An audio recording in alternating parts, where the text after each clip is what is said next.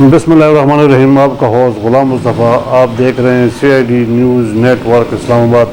जी नज़र आज की जो ब्रेकिंग न्यूज़ है कि सबका तहरीक इंसाफ का चेयरमैन इमरान खान गिरफ़्तार हो गए हैं और उनकी जो गिरफ़्तारी का जो है वो एक कादर टेस्ट है, उनके ऊपर उनकी गिरफ़्तारी हो गई है। और गिरफ़्तारी का तरीक़ाकार ये है कि जब वो हाई कोर्ट रिकॉर्ड रूम में गए, बायोमेट्रिक करने के लिए गए हैं और रिकॉर्ड रूम का दरवाज़ा तोड़ा गया और खिड़कियाँ तोड़ी गई और इमरान खान को गिरफ़्तार कर गए हैं। सवाल ये पैदा होते हैं कि आज का जो मेरा मौजू है कि आज का पाकिस्तान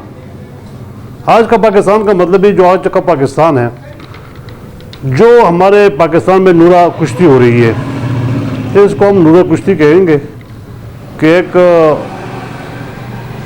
शख्स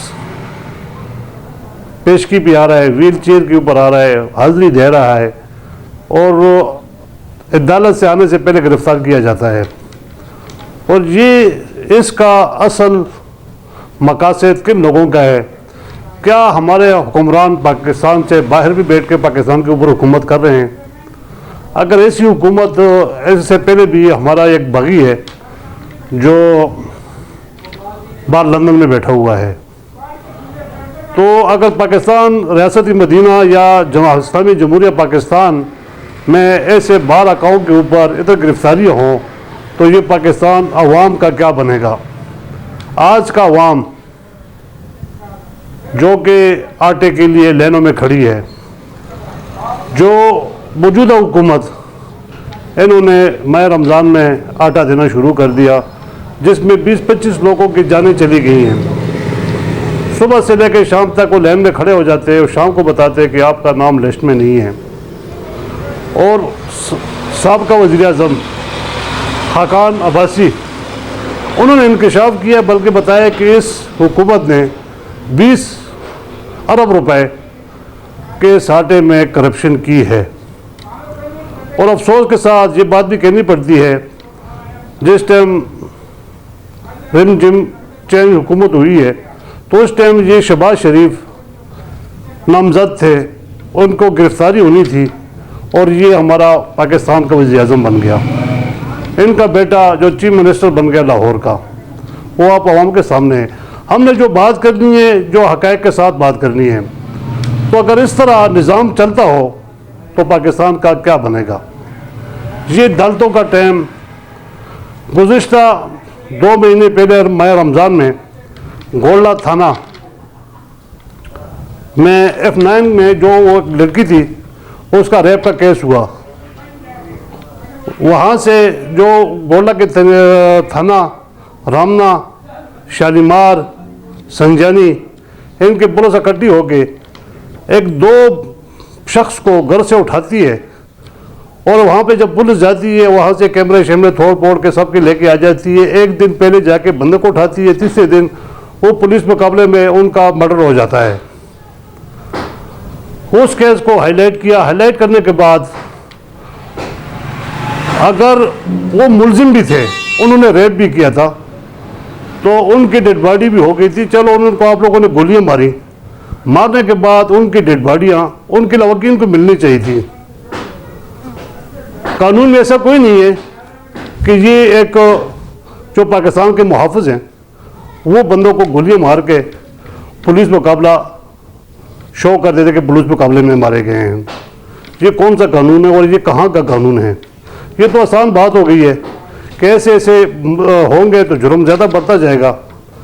और अफसोस के साथ ये बात भी कहनी पड़ती है कि जो गोल्ला के 2 बंदों को जो गोलियां मारी हैं, घर से उठा के नाके पे लेके गोली मार के जो मर्डर किया है, उनकी डेड बॉडियाँ उन्होंने रात को रात खुद अपनी निगरानी उधर जाके क्रेन के साथ खड़ा मारा, खड़े के ऊपर उनको दफन किया।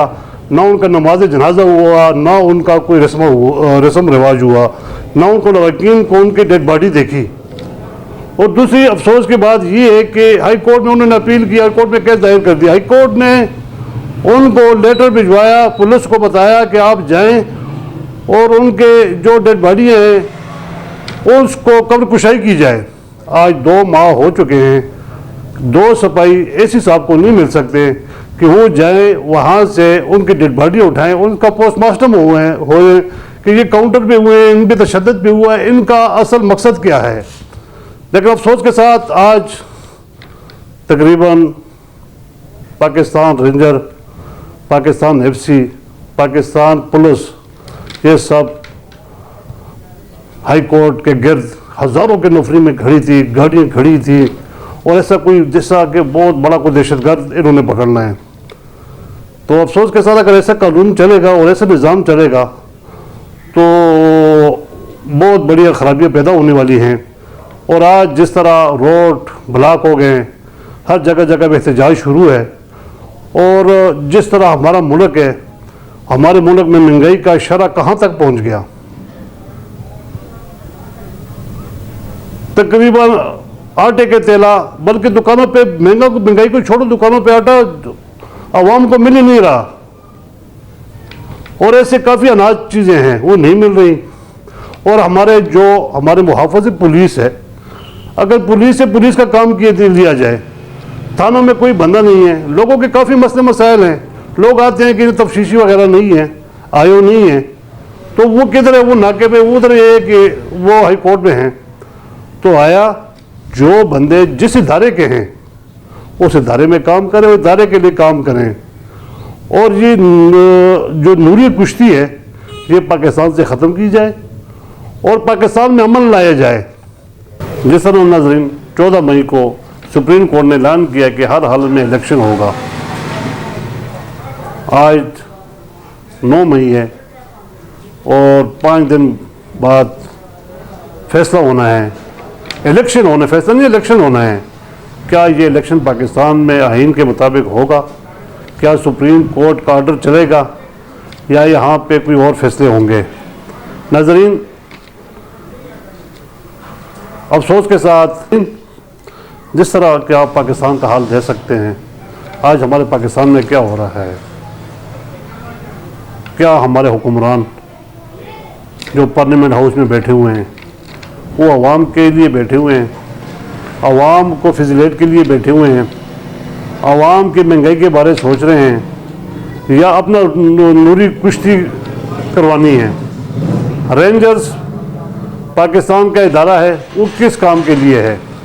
और वहाँ यहाँ पे आवाम और पुलिस के दरमियान इख्तिशार पैदा हो रहा है और आवाम अपने कारकुन के लिए निकलते हैं, उनका जमहूरी हक है, अपने कारकुन के लिए निकलना उनका जमहूरी हक है।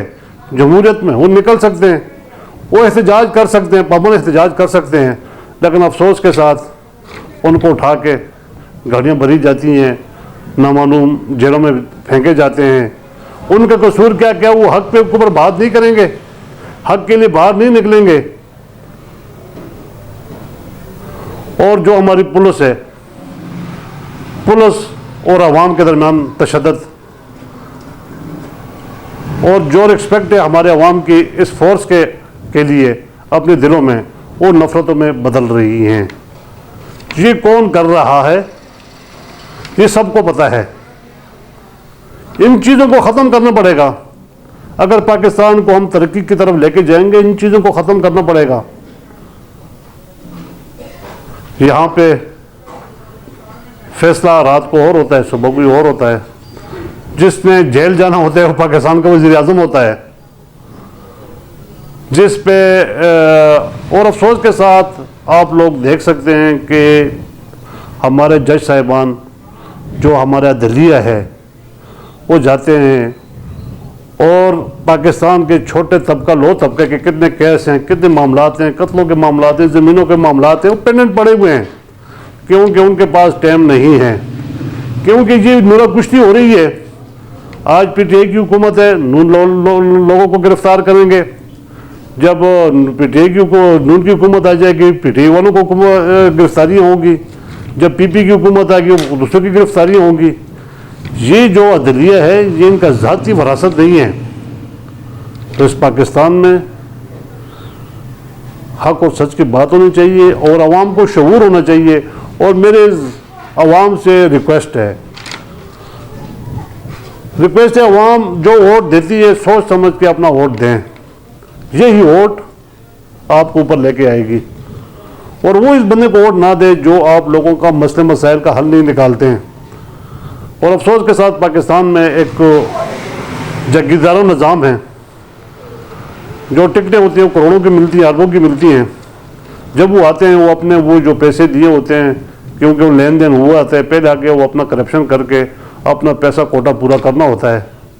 और इसके साथ ज़्यादा मैं क्या कह सकता हूँ। आज मुझे बहुत तकलीफ दे बात ये है कि हमारे पाकिस्तान में क्या हो रहा है कि कितने अभी रोड ब्लॉक हो गए हैं, हर चीज़ स्टॉप हो गई है और यहाँ पे हर जगह पे अफरा तफरी शुरू है। लिहाजा मेरे गवर्नमेंट से भी अपील है, इदारों से भी अपील है, अपना काम किया जाए और कानून का एहतराम किया जाए और इदारों को गलत इस्तेमाल ना किया जाए। ये भी इदारे अवाम से ये लोग आए हुए हैं और इनका जो है जिस मकसद के लिए जिन इदारों में उसका तहफ़्फ़ुज़ कीजिए, उनका साथ दीजिए और इंशाअल्लाह हमारे साथ रहें। नेक्स्ट प्रोग्राम तक आपका होस्ट गुलाम मुस्तफ़ा अब तक इजाज़त चाहते हैं। अल्लाह हाफ़िज़।